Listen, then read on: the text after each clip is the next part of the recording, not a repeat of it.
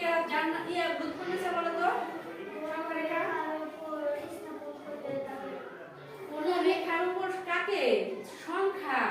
কোন রেখার উপর সংখ্যা রেখা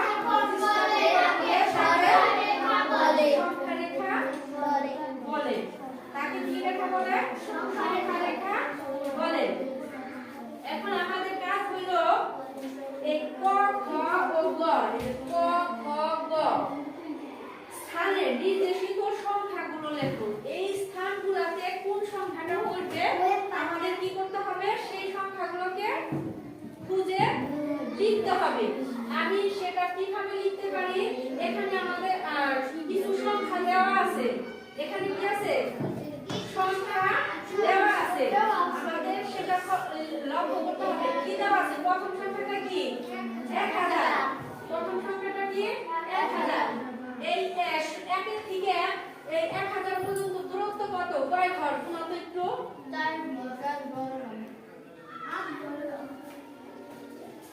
1 2 3 4 5 6 7 8 9 10 কয় ঘর?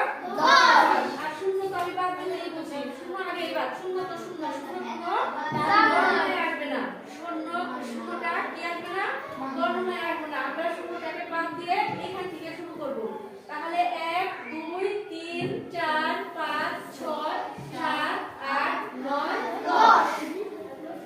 এখন 10 নাম্বার ঘরের মান যদি 1000 হয় তাহলে প্রত্যেকটা একটা ঘরের মান কত?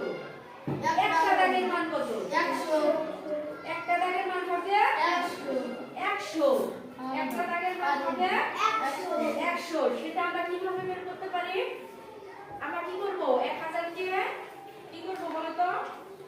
1000 ভাগ 10। 10টা ঘর না? 10 দিয়ে কি করতে হবে?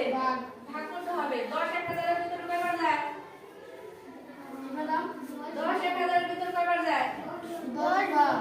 10 বার, তাই না? 10 10 এ 1000। ঠিক আছে?